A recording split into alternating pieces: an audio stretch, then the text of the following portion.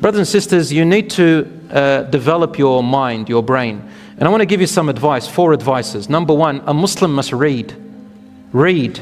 اقرأ باسم ربك الذي خلق خلق الإنسان من علق اقرأ وربك الأكرم الذي علم بالقلم علم الإنسان ما لم يعلم. Oh my God, this is all about your brain, all about development and the mind. Read. Rasul sallallahu alaihi wasallam could not read at that time. So read means learn. In the name of your Lord, learn. Seek Allah's help and read to please Allah subhanahu wa ta'ala and to live a life that is right. Read, and your Lord is the helper and the support and the generous and the honorable. Read again. Iqra. The one who taught with the pen, he taught man that which he did not know. All about knowledge. Experts' opinion is that for adults at university and beyond should read 2 books per month.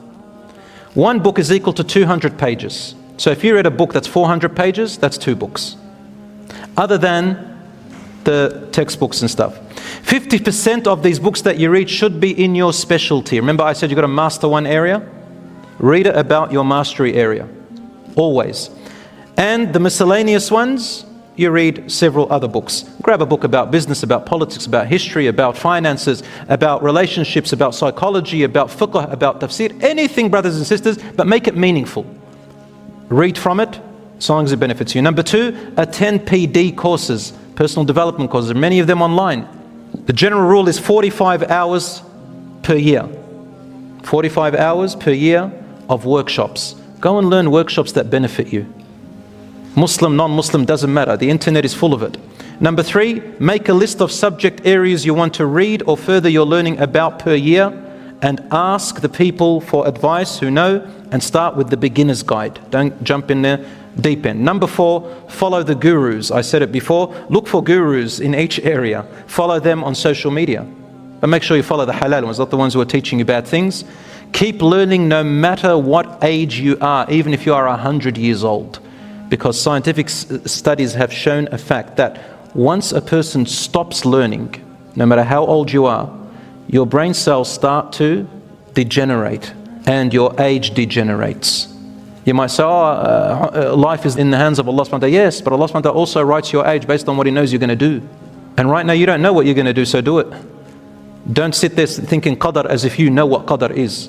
We don't know what qadar is. We know in the past, we don't know the future. So why are you stopping yourself? You're creating a problem here. So keep going. Keep learning even to the last minute of your life. Insha'Allah ta'ala. Develop your body. Alright, here's the easy part. Monitor your weight. Told you guys, it's gonna hurt some people. You got to monitor your weight. Brothers and sisters, seriously. I'm not just talking about what people tell us. This is from the Sunnah of the Prophet ﷺ. And the companions used to say, a scholar does not have a bulging stomach. He has to have a flat stomach. Now I know why some of you can't get up after this class. Brothers and sisters, don't come and attack me.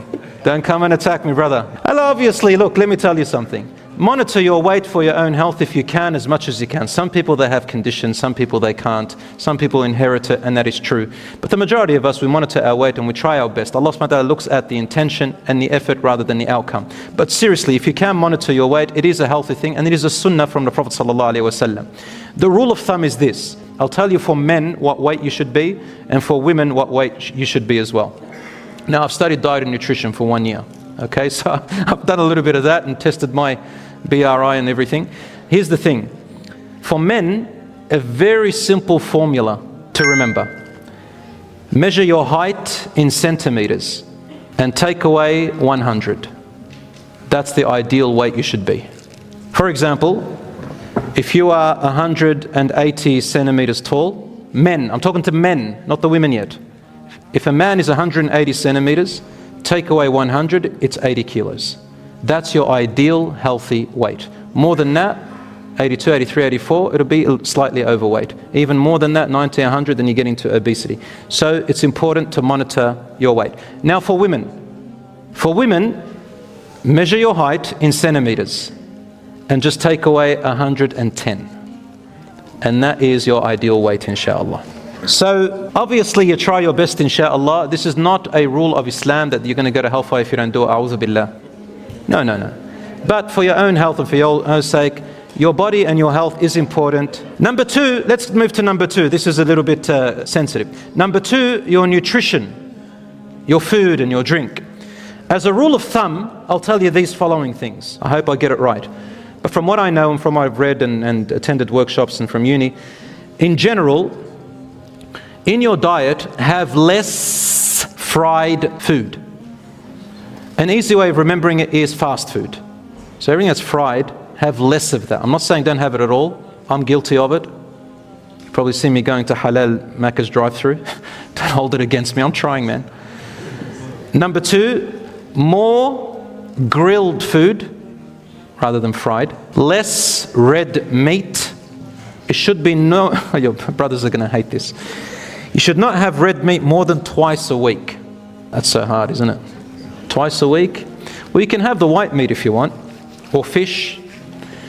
Be careful of the processed chicken though. Too much of that can grow, especially for girls. Too much of the KFC and all that stuff starts growing hair on your face. Anyway, that's another story. Have less egg yolk. So have 4 yolks per week, 4 of the yellow one. Avoid mayonnaise and the likes. The substitute for mayonnaise and the likes and sauces and all that, substitute it with Greek yogurt, butter, almond sauce, hollandaise or hollandaise, pesto, tahini. Those I think are good alternatives.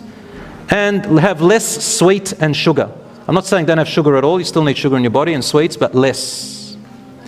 You know that white sugar? Cut it out of your life, guys. And very importantly, the soda, that Pepsi can, that Coca-Cola, especially that V bottle. Wallah, brothers and sisters, I see the young people, they come in and out of school. V bottle. Ya Allah. Brothers and sisters, V bottles are very bad for you. In fact, they're dangerous. If I was a mufti, I'd say they're haram. They are dangerous, guys. Wallah, I know a few friends, at the age of 19, they were in the hospital because of heart problems. They used to drink V bottles before breakfast every single morning, 2-3 V bottles. And they're very addictive. They're not energy drinks. They're energy drinks that release the dopamine, a blast of about 15 minutes, and then you feel tired and drained. You can't study by period 4 and 5, or you can't do anything. Why? Because you've used up your dopamine. Instead, have things that release the energy little bit by little bit. So, soda drinks. What makes me laugh are people who go down to Macca's and they come out because they feel guilty, right?